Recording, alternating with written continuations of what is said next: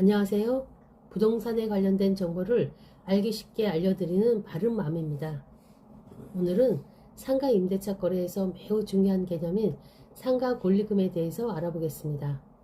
상가 권리금은 기존 임차인이 자신의 영업 노하우와 상권 내에서 축적한 무형의 가치를 새로운 임차인에게 양도하는 대가로 받는 금액을 의미합니다.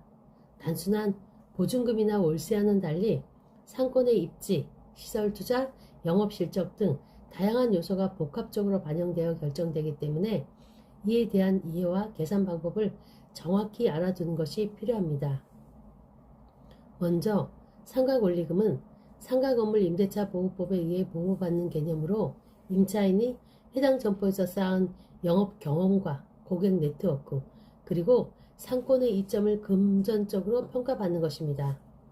상가 권리금은 크게 세 가지로 나눌 수 있는데, 첫 번째는 바닥 권리금입니다. 바닥 권리금은 상가의 위치적 이점을 반영하는 무형의 가치로, 예를 들어 역세권이나 중심 상권에 위치한 점포일 경우 유동인구와 접근성이 뛰어나기 때문에 상대적으로 높은 권리금이 책정됩니다. 이와 같이 주변 상권에서 유사한 거래사를 참고하여 시세를 산정하게 됩니다. 두 번째는 영업권리금입니다. 영업권리금은 해당 상가에서 실제 발생한 매출이나 순이익을 기준으로 산정되는 것으로 단골 고객과 운영 노하우, 운영 비법 등 무형 자산을 포함합니다. 보통 최근 6개월에서 12개월간의 이익을 참고하여 계산하는데, 예를 들어 월 수익이 500만 원이라면 이를 일정 배수로 곱하여 권리금을 산정하게 됩니다. 이때 계절적 요인이나 매출의 변동성을 고려하여 협의하는 경우도 많습니다.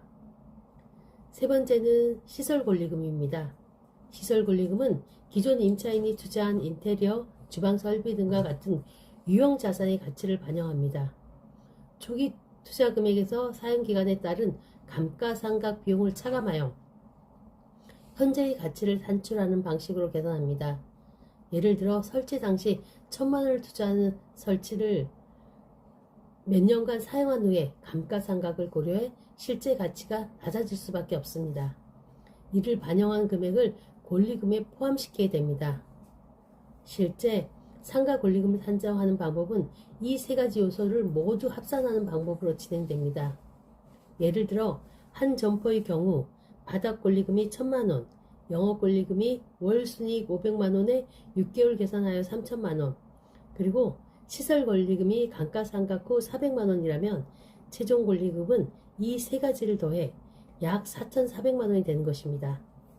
이처럼 각 요소마다 산정 기준과 계산 방식이 다르기 때문에 임대인과 임차인 간의 협상 과정에서 신중한 검토가 필수적입니다.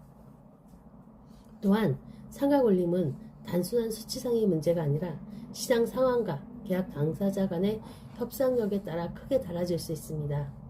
예를 들어 주변 상권의 거래사를 참고하지 않고 과도한 금액을 요구하면 오히려 협상이 난항을 겪을 수 있으며, 반대로 현실적인 시세와 합리적인 계산 방법을 토대로 협의한다면 원활한 계약 체결이 가능해집니다.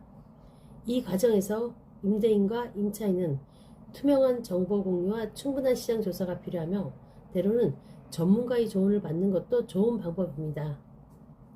오늘 영상에서는 상가 권리금의 개념, 바닥 권리금, 영업 권리금, 시설 권리금의 각각 특징과 계산 방법, 그리고 이를 산정할 때 고려해야 할 여러 요소에 대해 살펴보았습니다.